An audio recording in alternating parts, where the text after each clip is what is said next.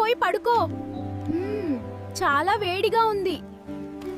అమ్మా, సెలవుల్లో ఎవరు పడుకుంటారు? Match start.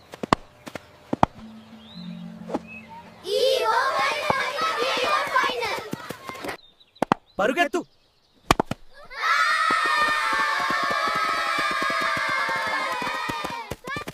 Kulfi. Ice cream.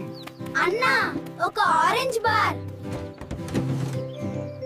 మూల వరకు రేస్. ఓడిపోయిన వాడు మామిడి పండు ఇస్తాడు. ముందు చేతులు కడుక్కో. అమ్మమ్మా, ప్లీజ్.